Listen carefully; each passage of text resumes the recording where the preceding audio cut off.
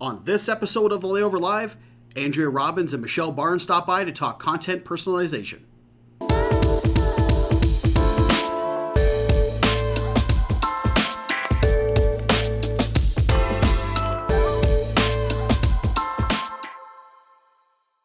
Hello, everyone, and welcome to episode 144 of the Layover Live, where we bring you the top article from the Layover each week. I'm Jason Swick, VP of Strategy and Insights at SimpleView, joined today not by one, but two very special guests. First and foremost is Michelle Barnes, returning to the show. So, Michelle, welcome back as our senior CRO analyst. You know, we're going to talk about some personalization and content optimization today, so welcome back. Thank you. Glad to be here again. Happy to have you here as well. And next, we have Andrea Robbins, who is the Marketing Technology Director at Experience Grand Rapids. So, Andrea, welcome to the show. Hey, thanks for having me. You bet. Happy to have you here as well. Now, as we were talking before the show, you know, we've had Michelle on here several times already, but we haven't had you on as a guest. So I think maybe for those folks out here who aren't familiar with you, maybe just a little background on yourself. Well, I'm Andrea Robbins. I'm the Marketing Technology Director at Experience Grand Rapids. I'm just going into my 19th year, so I would call myself a nice veteran. Fell into tourism and been working at the DMO for a long time. So I've also been working with SimpleView for a long time.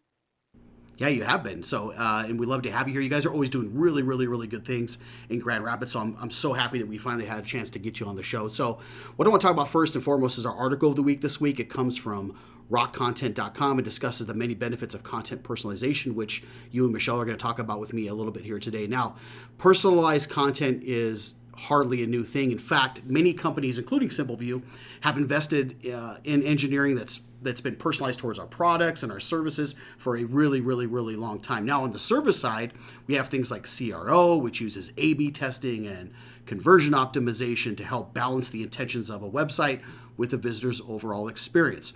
Now, on the product side, we have several tools for creating a more personalized experience, and dynamic content is one way to do just that.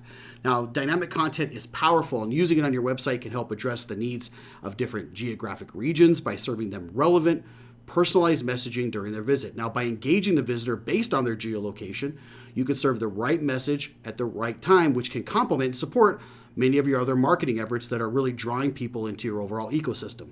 Now, this personalized approach helps to increase conversions on the website of those visitors, and in turn, it helps to give you a better return on your investment with your marketing efforts. So, Andrew, I want to jump right into things with you. As COVID's played out, it's been, although the same for many DMOs, it's been different for many DMOs. So maybe, what did this year look like for Grand Rapids in particular? How did you guys shift your marketing overall? Well, it was a roller coaster ride that I think we're still on. Yes. January and February, we were really going up. We were looking at another record-breaking year, and then COVID hit, and I think with every other DMOs out there, we stopped pretty much everything. We had to, stop the ads, stop the spending, and we really had to kind of stop and shift quickly to really help support our local businesses, our restaurants, and our shops. Michigan was under a stay-at-home order, so we weren't really allowed to go anywhere except for essential purposes. And so being able to have our locals know what restaurants were offering carry out and delivery helped keep those restaurants in business. So we used our social media and our website to get those messages out. And one thing that we did keep going was our SEO. So if people were searching for information, we knew that they were going to be able to find it. Yeah, SEO has been a really, really, really important thing. It's really been a staple. I would say email marketing and social media, which you mentioned as well, are really those staples that have really helped DMOs a lot during this because, again, they provide that personal touch and a way to connect with your audience. So what were your goals then maybe for serving these audiences, right? For adding that personalization to your website? What were you guys trying to accomplish? Well, Grand Rapids has been using content marketing strategies for over a decade. So, like you mentioned, the right content to the right person at the right time was something that was intuitive of what we've already been doing.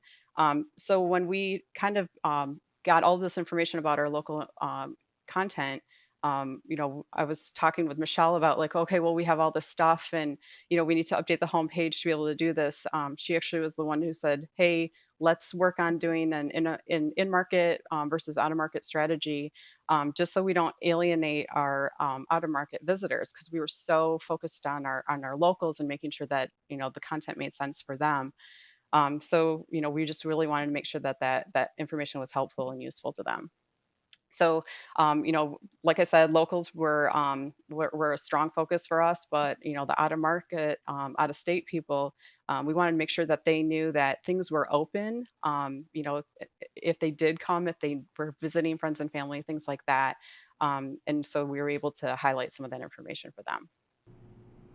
Yeah, it's important to kind of serve those audiences, and they have two different needs, right? You want to be able to like capture those people that were looking for future travel plans, but not forget about those in market folks. You talk about that local focus, which is very common for DMOs during this, and trying to serve the right content to both those audiences who are kind of in different places with different needs. So maybe Michelle, then pivoting over to you then to talk about a little bit more about what we did to work with Grand Rapids and maybe help them achieve these goals of serving, the proper messaging to both in market and out of market folks.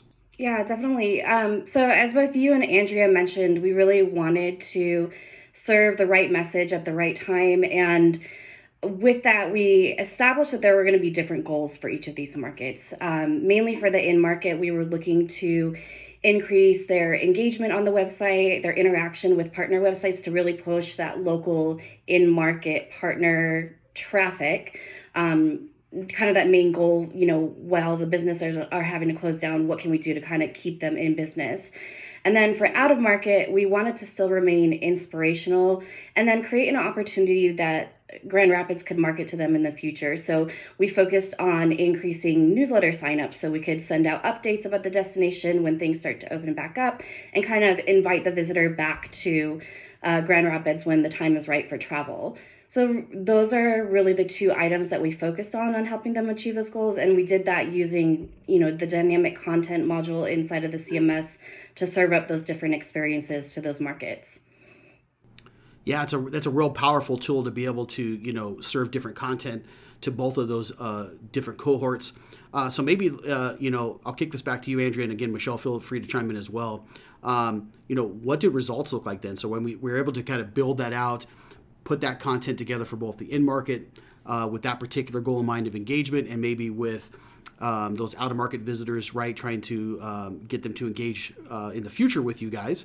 Don't lose sight of that. What maybe over to you, Andrea, first. What did results look like for that? Were there any successes that came about from that you're proud to tout? Yeah, I mean, first and foremost, visually, it was great. We were able to see visually like what things look like for an in market and out of market, and it really made sense to the team. And we were able to see that newsletter signups were increasing, and people were actually finding information to plan their trips.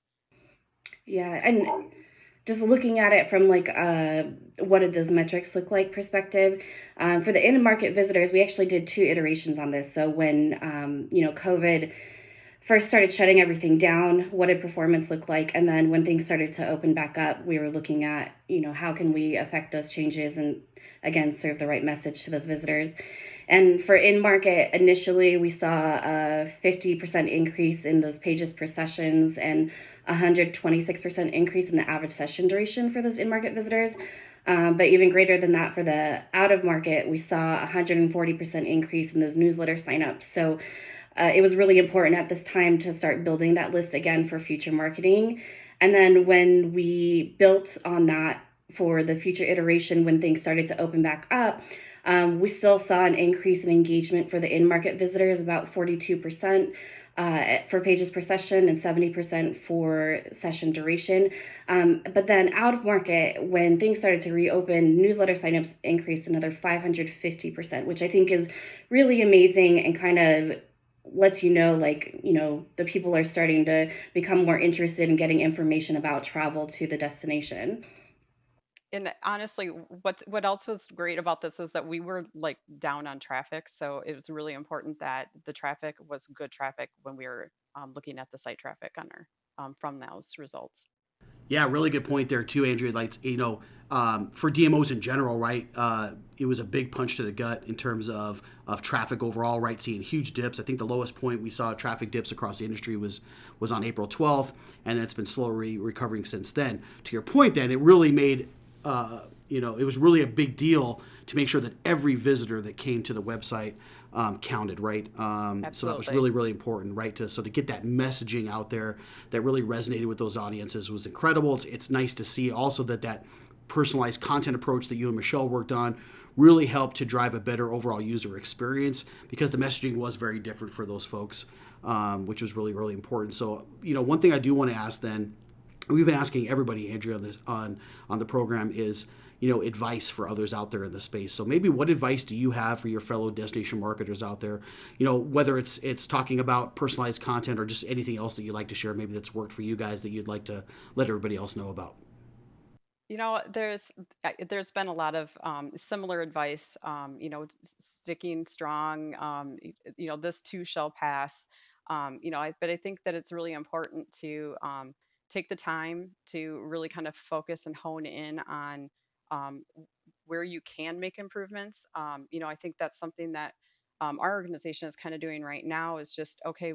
We're in a different time. We have less staff than we used to. We're going to have to make some hard choices and just kind of keep focused on it and keep strong on it. And, the tourism industry as a whole is just going through a very, very rough time and, really hoping that this is going to make a turn, that we can be out and about and traveling again. Yeah, could not agree with you more. I think that's really, really, really good advice when we talk about focusing on those things that really, really matter. You're certainly hit the nail on the head. Things are going to look different moving forward, right? Whether it's staff cuts or furloughs and having to do more with less, budgets also are going to be affected by this, right? If we have less dollars coming into the system, that's less tax dollars that are trickling their way down to DMOs. Things are certainly going to have to look different moving forward. And because they are going to look different, we have to get much better at what we do and focus on the things that really matter. So that's really, really good advice. And Michelle, I would ask you too the same question, except I know what your answer is going to be. Your answer is going to be we should be doing more CRO and A/B testing, which is the same thing that I would say. So I'm going to answer that for you. In the fact that just like SEO, social media have been staples for DMOs moving forward. I really think that, CRO or just conversion rate optimization, it's often referred to as growth optimization, A/B testing, things of that nature. Basically, measuring for desired actions that you want to happen on a website should be a staple of any DMO's marketing budget and their marketing mix, just like SEO and social media are today. If you're driving people into your ecosystem and they're not completing those desired actions on your website, that's really important. I think something like a little over 2% of every visitor that comes to a website is converting and completing those desired actions. That means 98% or 98 out of 100 are not. So there is room for improvement there. So doing things like what you and Andrea are doing with Grand Rapids is a step in that right direction. So thank you both for coming on today. I really appreciate it. Thanks again. You bet. And thanks for tuning in each and every week. If you're not subscribed, please do so now. We're also available on audio through Spotify and iTunes. So thanks for tuning in. We'll see you next time. Have a great day, everyone.